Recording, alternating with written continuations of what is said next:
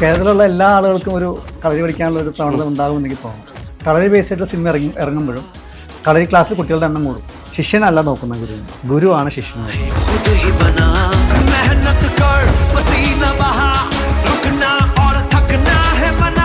ഓരോ ആളുകൾ പഠിപ്പിക്കുന്ന ഓരോ രീതിയിലാണ്, അവരവരുടെ കുലാചാരത്തിനനുസരിച്ച് പഠിപ്പിക്കുക. അപ്പോൾ ആ ആചാരമില്ലാതെ പഠിപ്പിക്കുന്ന ആളുകൾ പഠിപ്പിക്കുന്ന എല്ലാ കളരിക്കാരും ഗുണ്ടകളാണ്.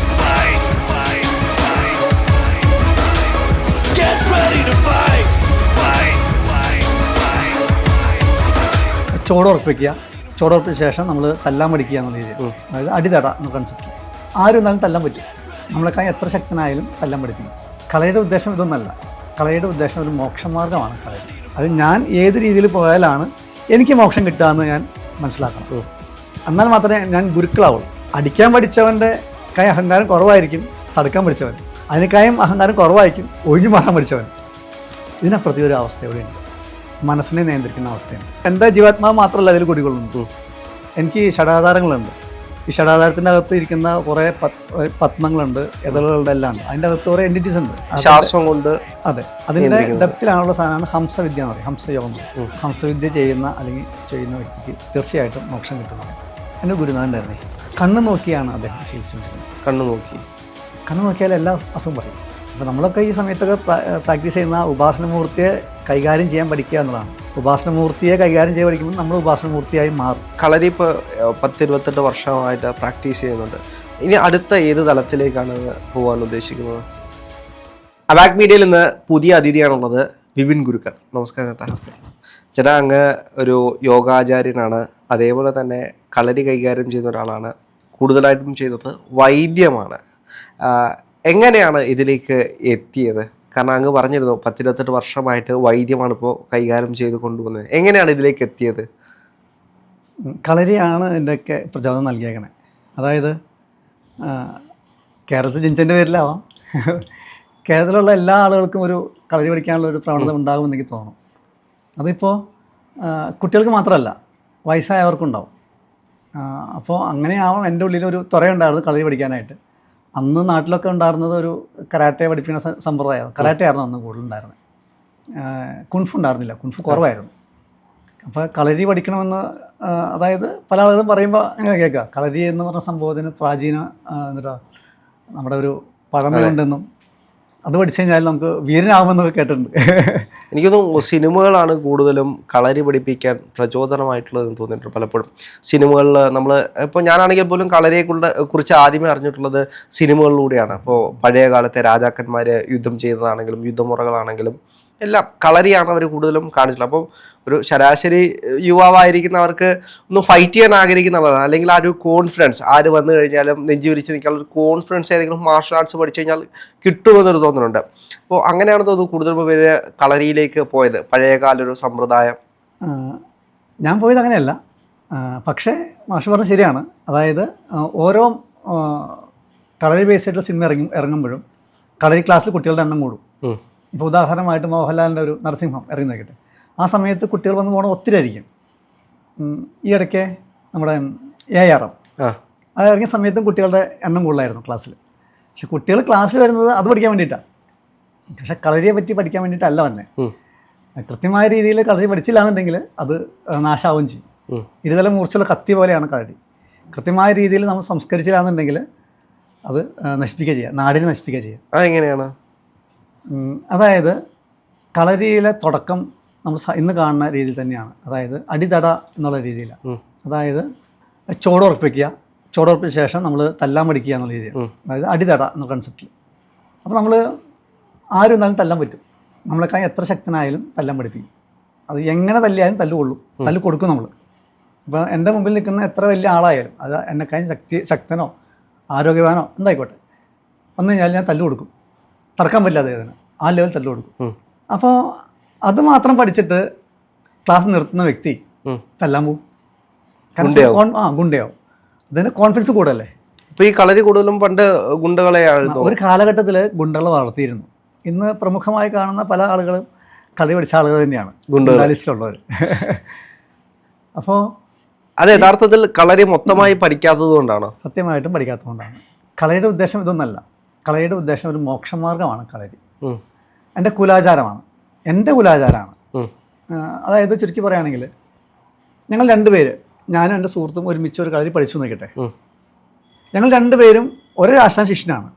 ഞങ്ങൾ രണ്ടുപേരും പിന്നെ രണ്ട് ശൈലിയാണ് പഠിപ്പിക്കുക.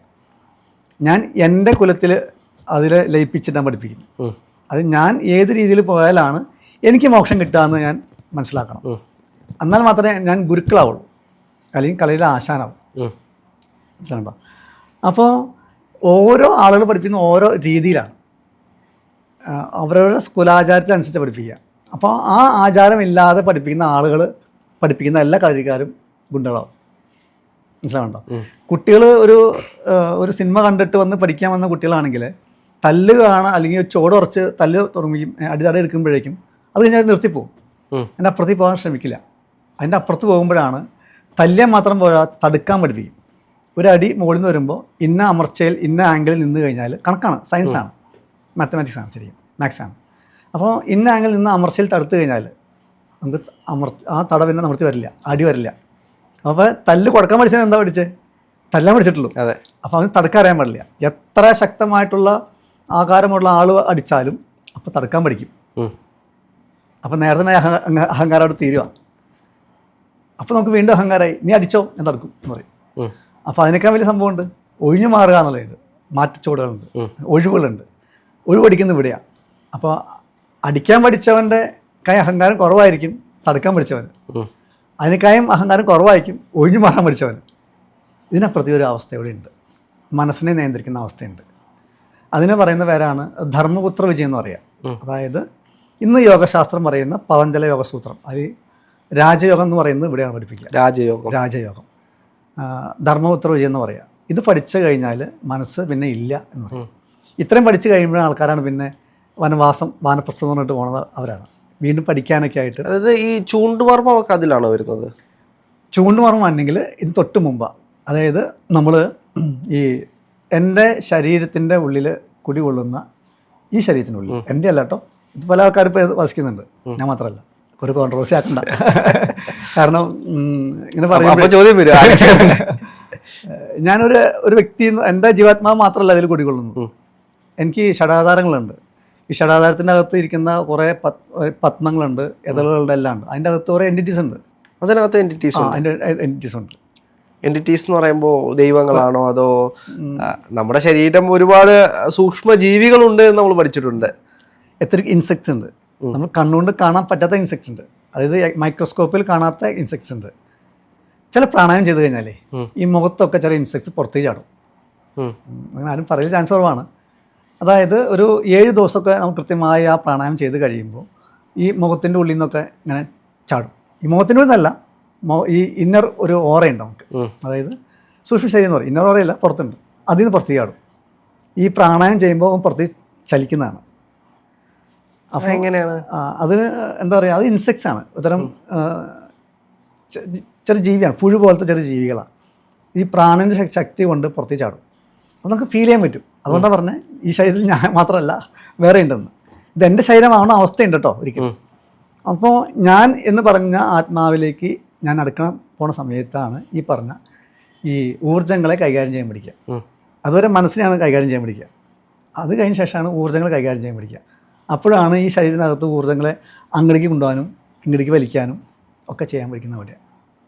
അതുവരെ ഈ പറഞ്ഞ ചൂണ്ടാണി മർമ്മങ്ങളുടെ ഒന്നും പ്രസക്തി അവിടെ ഇല്ല.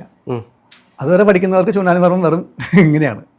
അതെ, നമ്മൾ പലപ്പോഴും ഇതിനകത്ത് കളരി പഠിക്കുന്നതിനകത്ത് കേട്ടിട്ടുള്ള ഒരു കാര്യമാണ് ഈ ചൂണ്ടാണി മർമ്മം എന്ന് പറയുന്നത്. അതായത് വരുന്ന ആളെ ഒറ്റയ്ക്ക് ഒരു വിരൽ കൊണ്ടൊക്കെ അല്ലെങ്കിൽ കണ്ണുകൊണ്ട് നോക്കും മർമ്മം, അങ്ങനെ ഒറ്റ ഇരിപ്പിന് ഇരുത്തി കളയുക, ആക്രമിക്കാൻ വരുന്ന ആളെ നിർത്തി ഒരിടത്ത് നിർത്തുക, അങ്ങനെയൊക്കെ കേട്ടിട്ടുണ്ട്. പക്ഷെ നമ്മളിത് കണ്ടിട്ടില്ല, അറിയുന്ന ആരെയും കണ്ടിട്ടില്ല.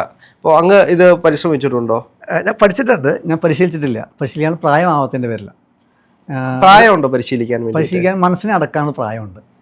നമുക്ക് അർഹതയില്ലാത്ത സമയത്ത് കുറേ പണം കിട്ടിക്കഴിഞ്ഞാൽ നമ്മളത് ദുരുപയോഗം ചെയ്യും എന്ന് പറഞ്ഞ പോലെ ആണ് ഇതിൻ്റെ അവസ്ഥ. അറിവുകളെല്ലാം കിട്ടിയിട്ടുണ്ട്, പക്ഷേ ചിലതൊന്നും പ്രാവർത്തികമാക്കാത്ത കേസുകളുണ്ട്, ചില പ്രാവർത്തികമാക്കാൻ സമയമുണ്ട്. അങ്ങനെയുണ്ട്. ഈ ശരവിദ്യ എന്നൊരു വിദ്യയുണ്ട്, കേട്ടിട്ടുണ്ട്. ശരവിദ്യ, ശ്വാസം കൊണ്ട്. അതെ, അതിൻ്റെ ഡെപ്തിലാണുള്ള സാധനമാണ് ഹംസവിദ്യ എന്ന് പറയും, ഹംസയോഗം എന്ന് പറയും. അത് പഠിപ്പിച്ച ഗുരുനാഥൻ തന്നെയാണ് എന്നെ ചികിത്സയും ഒരു പഠിപ്പിച്ചത് ഒരു ഏറ. അപ്പം അദ്ദേഹം പറഞ്ഞു വെച്ചാൽ 2 വ്യാഴവട്ടം നീ ഉപയോഗിച്ച ശേഷമാണ് പഠിപ്പിക്കേണ്ടത്. കഴിഞ്ഞ ഒരു വർഷം മുന്നേ 2 വ്യാഴവട്ടം കഴിഞ്ഞു, അതായത് 24 വർഷം കഴിഞ്ഞു. അപ്പം ഇനി എനിക്ക് പഠിപ്പിക്കാം, ശരവിദ്യ പഠിപ്പിക്കാം. ശരവിദ്യ അല്ല, ഹംസവിദ്യ. അപ്പോൾ ഹംസവിദ്യയിൽ എങ്ങനെയാണ് വരുന്നത്? ഹംസവിദ്യ എന്ന് വെച്ചാൽ ഓരോ ബീജമന്ത്രങ്ങളാണ്, യോഗയാണ്, ഹംസയോഗമാണ്. ഹംസവിദ്യ അല്ല, ഹംസയോഗമാണ്. നമുക്ക് കറക്റ്റായിട്ട് പറയാം, ഹംസവിദ്യ ചെയ്യുന്ന വ്യക്തിക്ക് തീർച്ചയായിട്ടും മോക്ഷം കിട്ടുമെന്ന് പറയാം. ഈ കളരിയിലുള്ളതാണ് ഇതെല്ലാം. കളരിയുടെ തുടക്കം ഹഠയോഗത്തിലാണ്. ഹഠയോഗത്തിൽ തുടങ്ങി ഞാൻ നേരത്തെ പറഞ്ഞ ധർമ്മപുത്ര വിജയം പഠിക്കുന്ന സമയത്ത് നമ്മൾ പഠിക്കുന്നതാണ് ഈ രാജയോഗം. അപ്പം രാജയോഗം പഠിക്കുന്ന സമയത്ത് രാജയോഗത്തിൽ പറയുന്ന എല്ലാ അനുഭൂതികളും നമുക്ക് ഉണ്ടായിട്ടുണ്ടാവും. അഭ്യാസം കൊണ്ടും വൈരാഗ്യം കൊണ്ടും നമുക്ക് നിരോധിക്കാൻ സാധിക്കും, ആത്മാവിനെ അറിയാൻ സാധിക്കും എന്ന് പറയുന്ന കുറേ കാര്യങ്ങൾ പറയുന്നതുകൊണ്ട്. അപ്പോൾ ആ സൂത്രം പഠിക്കുമ്പോൾ നമ്മൾ നേരത്തെ അനുഭവിച്ച കാര്യങ്ങൾ പഠിക്കുന്നത്. അത് കഴിഞ്ഞ് മുന്നോട്ട് പോകുമ്പോഴാണ് നമ്മുടെ എന്താ പറയുക, രാജയോഗത്തിൽ കടന്ന് പിന്നെയാണ് ഹംസയോഗത്തിലും ലയയോഗത്തിലും വരുന്നത്. ആ ലയത്തിൽ പിന്നെ നിന്ന് കഴിയുമ്പോൾ പിന്നെ ഒന്നുമില്ല. ഈ ലയത്തിന് മുമ്പാണ്, ഹംസത്തിൻ്റെ ആ ഇടയ്ക്കാണ് നമ്മൾ ശരിക്കും ഈ വനവാസത്തൊക്കെയായിട്ട് പോകുന്ന അവസ്ഥ ഉണ്ടാകുന്നത്. ഈ സമയത്ത് നമുക്ക് നമ്മുടെ വിദ്യ അല്ലാതെ വേറെ വിദ്യകളുണ്ടെന്ന് അന്വേഷിച്ച് കൊടുക്കും. ആ സമയത്ത് നമ്മൾ ഗുരുക്കന്മാരായിട്ടുണ്ടാവും, കളരിയാശാനല്ല, ഗുരുക്കളായിട്ടുണ്ടാവും. അപ്പോൾ ഇതേപോലെയുള്ള ആത്മാവിനെ ശുദ്ധി ചെയ്യാൻ, അല്ലെങ്കിൽ എൻ്റെ ഉള്ളിൽ കറകളെ മാറ്റാൻ, എൻ്റെ പ്രാണനെ പുറത്തേക്ക് എടുക്കാനുള്ള വിദ്യകളുണ്ടോയെന്ന് നമ്മൾ അന്വേഷിച്ച് കൊടുക്കും. ഇതല്ലാതെ വേറെ വിദ്യകളുണ്ടോയെന്ന്. ഇതെല്ലാം ഒരു അത്ഭുത വിദ്യയായിട്ടാണ് പലപ്പോഴും കാണുന്നത്. അതായത് രഹസ്യ വിദ്യയായിട്ടാണ് പലരും പറയുന്നത്. അതുകൊണ്ട് പലരും പ്രചരിപ്പിക്കാറില്ല.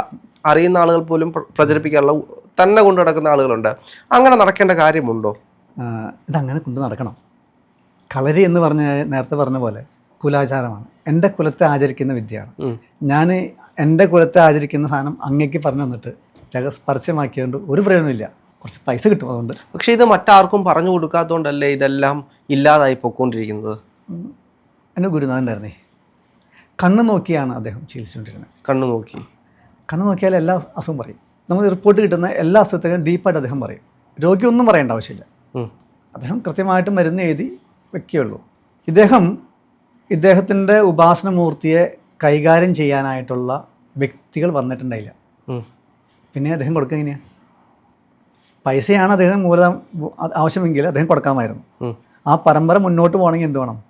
ആ ഉപാസനമൂർത്തിയെ കൈകാര്യം ചെയ്യാൻ പറ്റിയ ആളുകൾ വേണം. അപ്പോൾ നമ്മളൊക്കെ ഈ സമയത്തൊക്കെ പ്രാക്ടീസ് ചെയ്യുന്ന ഉപാസനമൂർത്തിയെ കൈകാര്യം ചെയ്യാൻ പഠിക്കുക എന്നുള്ളതാണ്.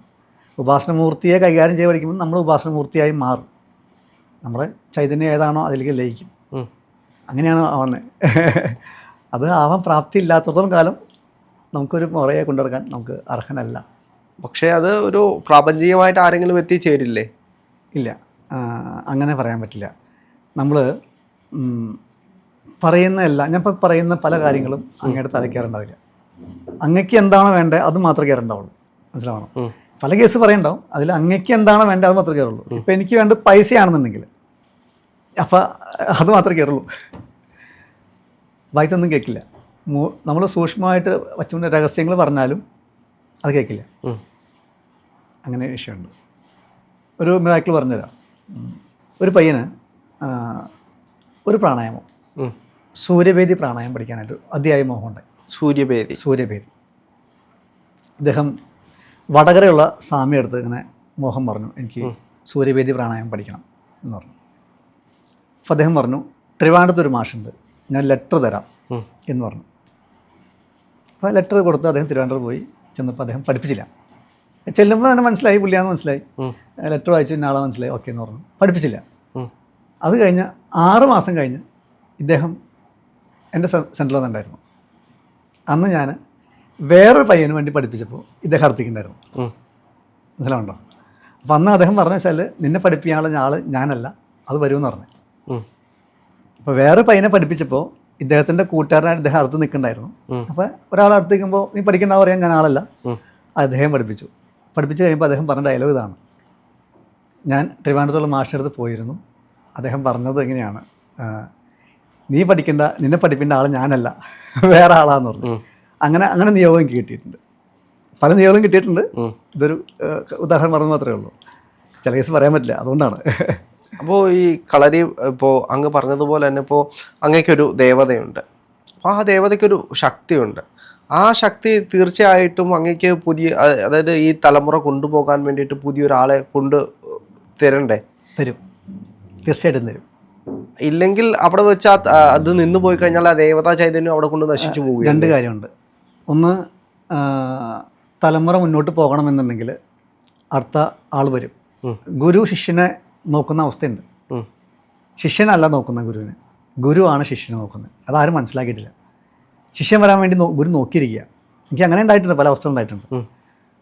അപ്പോൾ നല്ല ശിഷ്യന്മാർ വരണം. പിന്നെ നമ്മൾ അറിയില്ല, ഈ നല്ല കല്ലിലായിരിക്കും ശില്പി ചിലപ്പോൾ ശില്പം കുത്തണേ. കുറേ കഴിഞ്ഞ് ശില്പം തീരണ സമയത്തായിരിക്കും എൻ്റെ ഉള്ളിൽ പൊട്ട് ഫീൽ ചെയ്യണം. അപ്പം എല്ലാം പഠിപ്പിച്ച് കഴിഞ്ഞ് അവസാന നിമിഷം ഉണ്ടാകുന്ന വിഷമമുണ്ടല്ലോ, അത് പറഞ്ഞാൽ മനസ്സിലാവില്ല. കാരണം എൻ്റെ സമ്പ്രദായമല്ല, ഞാൻ അടക്കമുള്ള എൻ്റെ പുറയിൽ നിൽക്കുന്ന എല്ലാ ഗുരുക്കന്മാരുടെയും സങ്കടമാണ് അവിടെ ഫീൽ ചെയ്യുക. ഇന്നത്തെ കാലത്ത് ഭയങ്കര ബുദ്ധിമുട്ടാണ് കണ്ടെത്താനായിട്ട്. കാരണം പഠിക്കാൻ വരുന്ന കുട്ടികൾ നമ്മുടെ അടുത്ത് മാത്രമല്ല നിൽക്കുക, ഈ മീഡിയ ആയിട്ട് കുറേ ലിങ്ക് ഉണ്ടാവും. സംശയം ചോദിക്കുന്നതിൽ നമുക്ക് ബുദ്ധിമുട്ടില്ല. പക്ഷേ മറ്റുള്ളവരുടെ ചിന്തകൾ അതിൽ ഇംപ്ലിമെൻ്റ് ചെയ്യുമ്പോൾ അത് ശുദ്ധത കുറയും. അപ്പോൾ ഇന്നെല്ലാവരും നേരത്തെ പറഞ്ഞ പോലെ രഹസ്യമാക്കേണ്ട സാധനങ്ങൾ പരസ്യമാക്കും. ഞാൻ അങ്ങനെ പരസ്യമാക്കിയതിൻ്റെ പേരിൽ പല ആൾക്കാരും വിട്ടിട്ടുണ്ട്.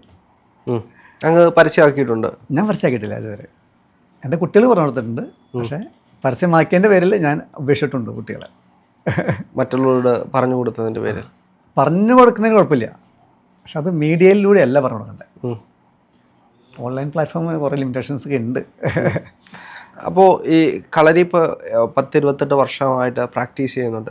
ഇനി അടുത്ത ഏത് തലത്തിലേക്കാണ് പോകാൻ ഉദ്ദേശിക്കുന്നത്? പക്ഷേ ഇത് നമ്മൾ കൊണ്ടുപോകുന്നതല്ല, നമ്മളെ കൊണ്ടുപോകുന്ന എൻ്റെ കുലാചാരമാണ്. എൻ്റെ കുലാചാരത്തിൽ ഞാൻ എൻ്റെ ഗുരുക്കന്മാർ തന്ന മന്ത്രങ്ങളും അതിൻ്റെ ചിട്ടകളും കൃത്യമായി ചെയ്യുമ്പോൾ തന്നെ എന്നെ ഗൈഡ് ചെയ്യും. നമ്മളതിനെ പുറകെ നടക്കണ്ട. നമ്മളല്ല അവർ നോക്കണം, അവർ നമ്മൾ നോക്കുന്ന ഉപാസനമൂർത്തി നമ്മൾ നോക്കുന്നത്. അല്ലാതെ അങ്ങനെ പറയാനോ ഇങ്ങനെ പറയാനോ നമ്മൾ ആളല്ല, നമ്മൾ തന്നെ ഗൈഡ് ചെയ്യുകയാണ് ശരിക്കും.